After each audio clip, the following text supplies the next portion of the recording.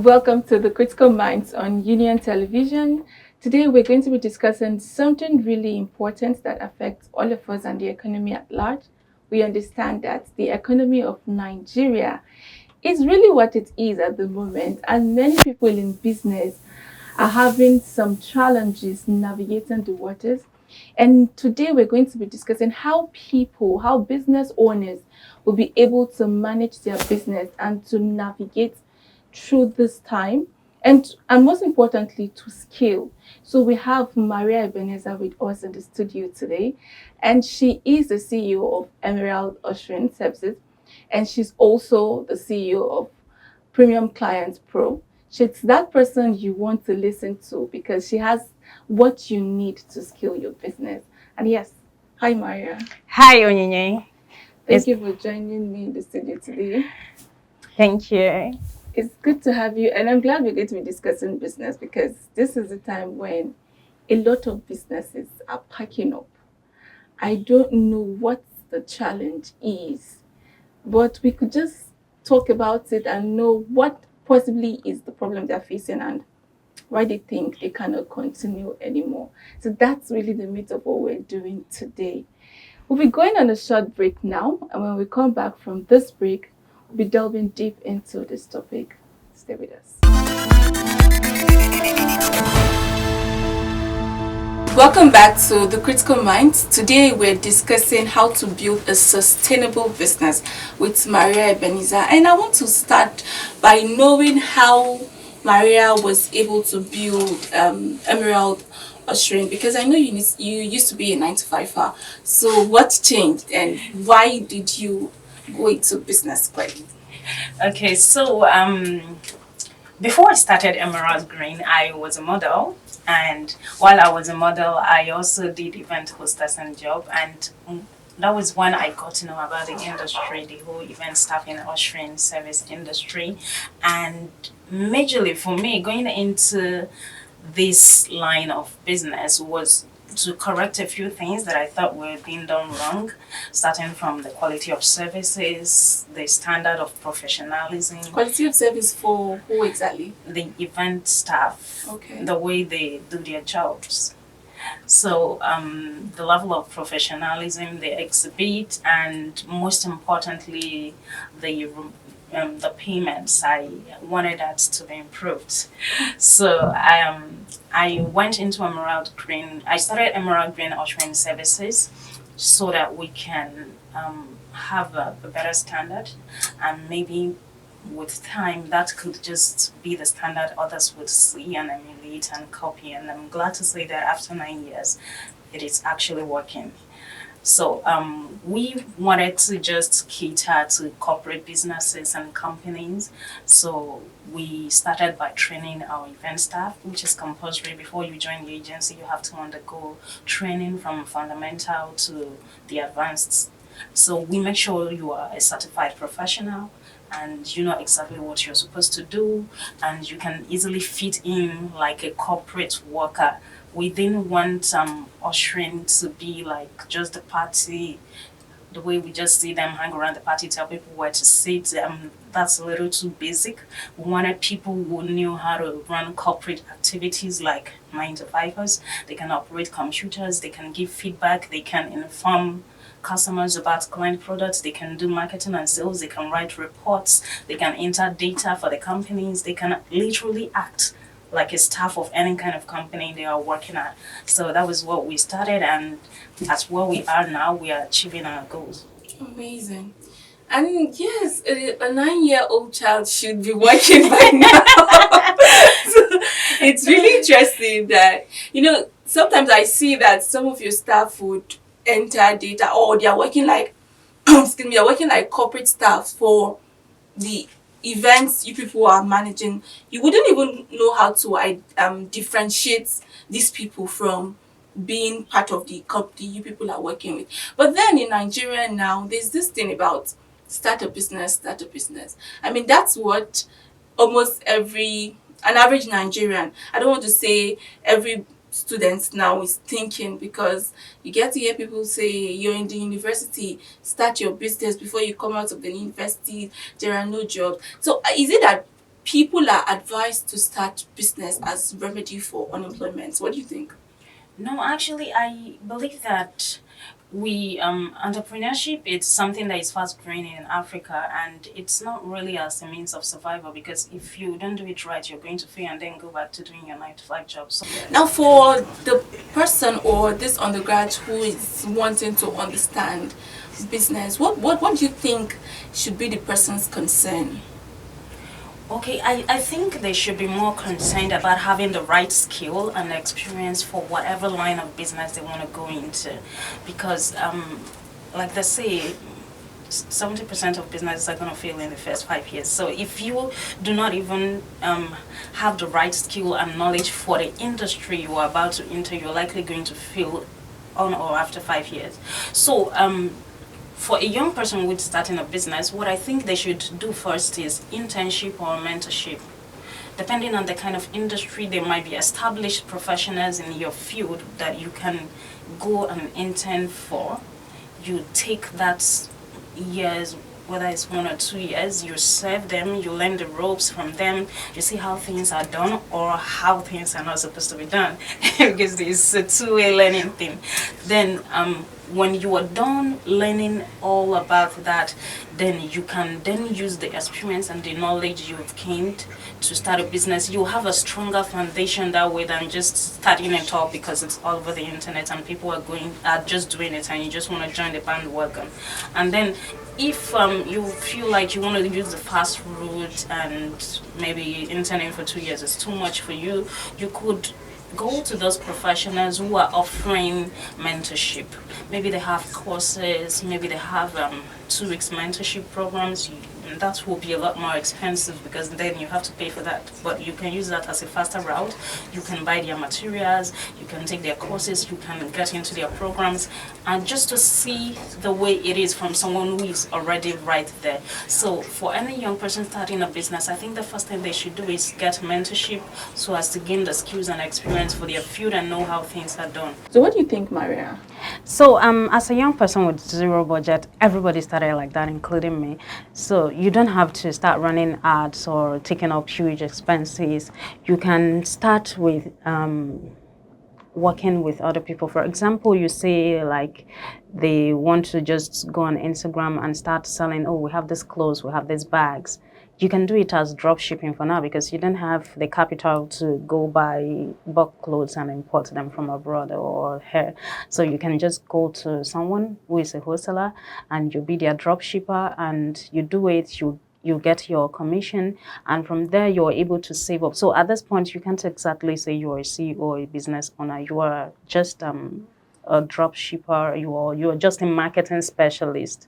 So for young people who are starting, I would say that you start from just being a marketer, a salesperson under someone who is already successful, and then through that means you're able to get capital. And then if you're starting off and you don't have a budget to hire graphic designers or do a lot of paperwork, you could go to friends and colleagues who have the skills and they do it for you for free. You know, family supports businesses sometimes. Like when I started up, my paperwork was handled by my sister. She's great at graphic design and she was working and she would go to her office and she would print it from the office computers and she will, you know, bring me letterheads and all that. So there are ways you can cut costs by using the free service of your family and friends, and then working under someone who is already established just to make profit. And then once you have saved enough for you to register your own company, to run your own paperwork, then you can go full blown.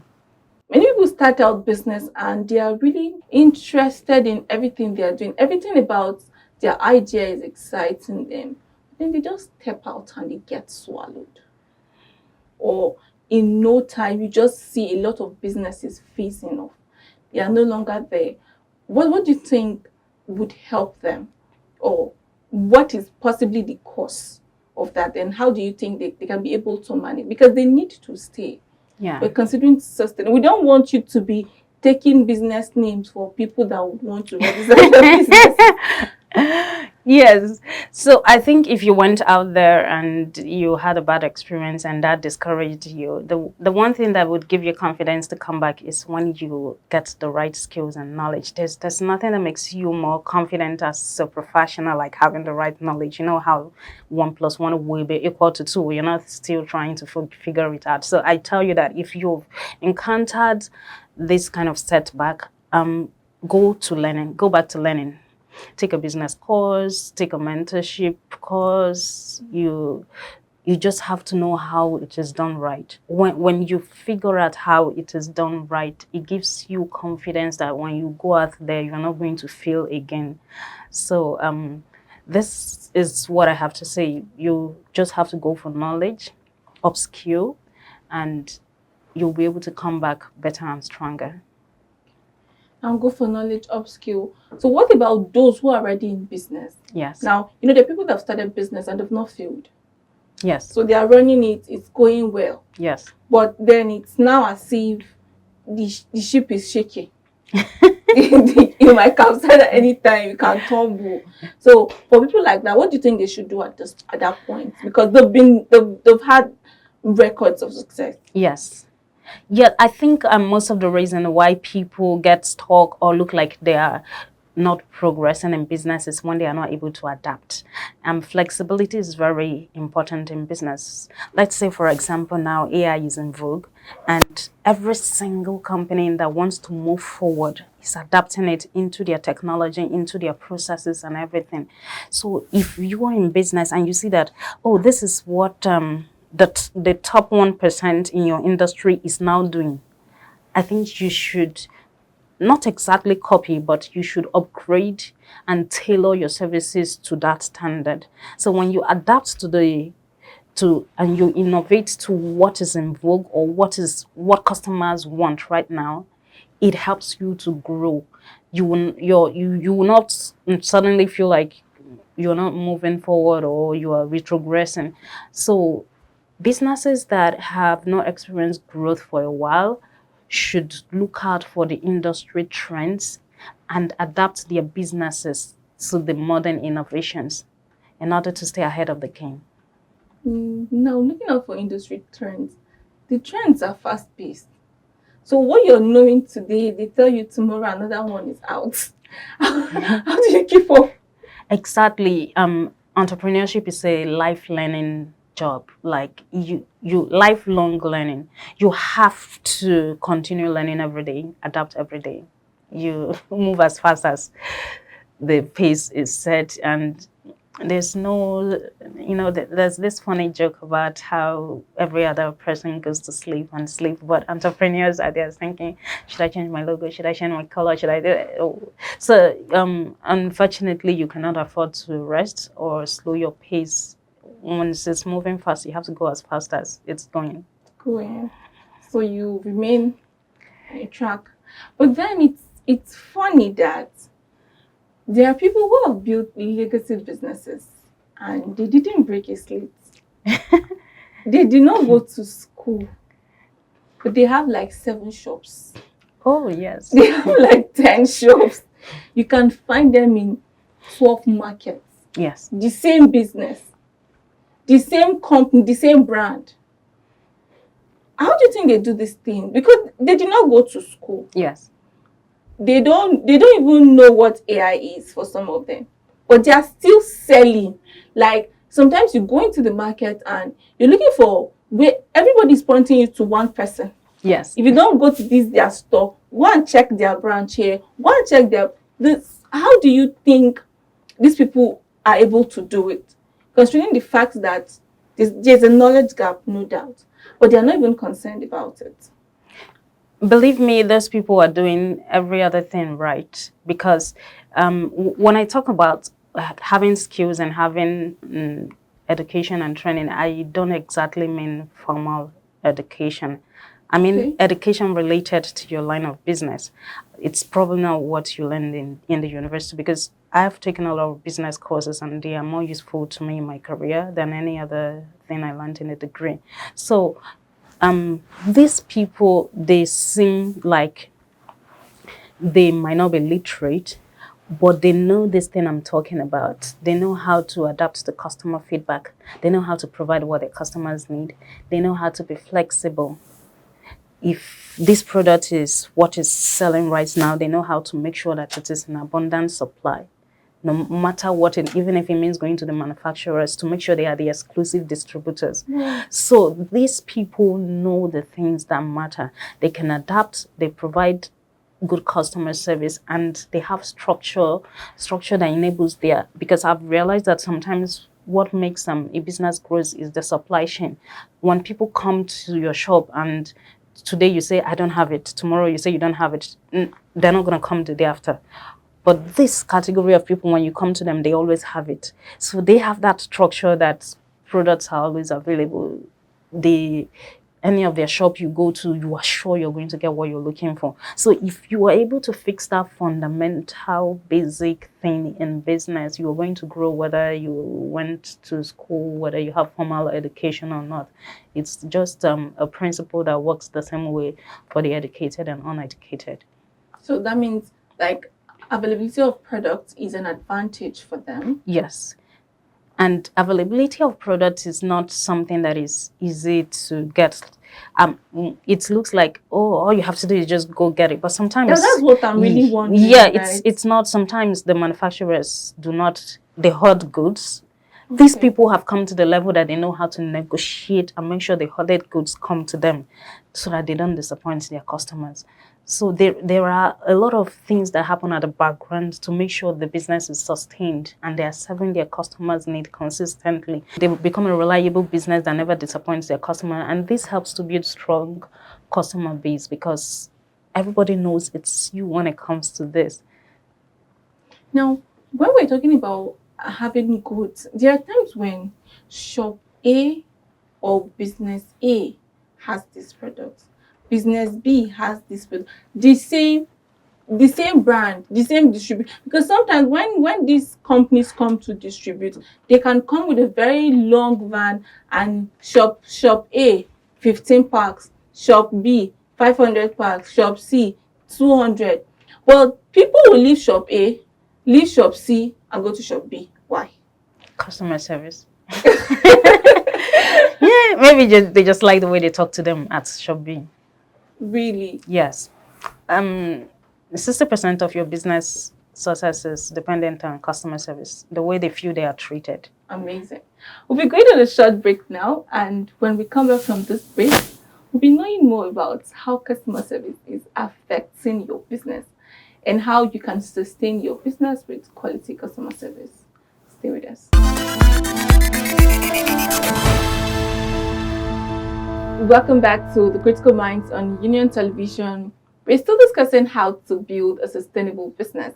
And we said customer service is the reason people would rather buy from shop B, leaving shop A and shop C. So how do you think customer service affects business productivity? Because sometimes all of them smile equally.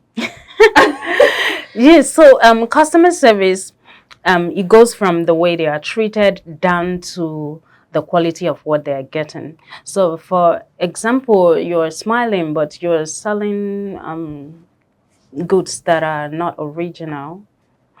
They might not want to come back. But I think the reason why most customers come back is the way you make them feel. People want to know that they are appreciated, that their patronage is regarded. So the first thing you want to get right as a business owner is good customer service. When people have feedback, even if it's negative feedback about your product, you need to listen. You need to improve based on this feedback, and you need to actually show them that you hear them. So they complain about something, and the next time they come, you've already fixed it. Then you've won that customer for life. And the best business advocates are customers. They go out and they tell everybody else that this is where to get it, this is where is the best, and then they bring others more than any marketing effort you can do. So the first thing is listen to feedback, make customers feel important. If you're able to put these two together, you are going to grow a very good customer base. So we have this advocacy for 9 to 5, getting their own multiple streams of income and not just working one job. So what do you think a 9 to 5ers can do? Because some of them start businesses, but is it something you think they can sustain? Yes, I've seen people go from their side hustle as 9 to 5ers and then make the side hustle their main business and then quit their job. It's very possible. But it depends on how flexible your working hours are. If you have to work Monday to Friday, I really doubt Saturday and Sundays are enough to build the business that would later be good enough for you to quit your job. But if that is the only time you have, I think the best kind of business you can build is digital businesses, online businesses, affiliate marketing, programming, things in tech, maybe video editing, graphic design. And eventually when it begins to pay so well, you can then quit your job and do it full time. But if you want to offer things like services that takes a full day to run, to even offer, much less to run the business, I think it has to be a 9 to 5 who has flexible working hours. Okay, now there are 9 to 5ers who sell products. So they can sell clothes, skincare products, baby items, and they still have their 9 to 5. And they have their shop that's working for them, or this business they are doing. How do you think they can manage it? Because the 9 to 5, it's not really going to be enough for them. What they're earning for some people. I mean, nobody even earns enough. There's need to, because you're building wealth. So there's need to diversify. So some people are saying it as diversification. So how do you think they can maintain this business? So if you have to do physical products like clothes, skincare, you are going to need someone who can do the legwork since you're not physically available. So it's important for you to get a partner, someone who knows exactly how the business works. So with an assistant, a 9 to 5 person can successfully run a physical business. Okay. Now, that means you need to get a team that you can work with, or someone you can. Is it just an individual you need to work with, or? Yeah, it depends. Before you get to the point where you can afford to hire a whole team, then your business has grown enough for you to quit your we job. have a team of 2. Oh. We have a team of 2. Yes. And we have a team of 3. Yes. Yes. Definitely. If you have a team where the cost of keeping them is low, especially if they are family and friends. Like I always advise anybody who wants to start a business, start with family and friends because it's free service. They're just supporting you. You don't have to pay them. So if you have friends and families like that can support you, 2 or 3 people, yes, of course, you can successfully run a quality physical business as a 9 to 5er. And when you grow and your business is good enough, then you can put them on the payroll and reward them for their efforts. Okay. So when you're starting with family and friends, are you saying Auntie will not be paying Bola for coming to stay in our shop? Most likely, you are just going to give her incentives because she's not doing it full time. You're still the head of the business you're running, and they probably just do legwork where you are not available. Okay. We'll be going on a short break now, and when we come back from this break, we want to understand how they do the legwork and get incentives. Stay with us. It's really been interesting talking about how to build a sustainable business, and we've learned that you need to do your legals and your paperwork. You need skills because it's not just something you need to wake up and say you're going to do. It's something that you need to take your time. So if you're looking for any example of somebody who has failed and is trying again and has tried and is standing now, I think our guest Maria is an example for you. She's a good reference. So she failed. She went back. She took lessons. She learned from programs. She's back and she's pushing it. So you who failed at some point and it's planning on giving up, you don't really have to give up. You who feel you're stuck, you need to go back to the drawing board, know what you need to learn, understand the trends in your company and the industry you're working with. And you need to be one of the 1%, because you need to serve excellent people to build a sustained business. Thank you for joining us today on The Critical Minds. To learn from us and to gain more insightful content, you can follow us across all our social media platforms. And yes, subscribe to our YouTube channel. As always, I am Onyinye Eslofo. And until I see you again, keep watching The Critical Minds on Union Television.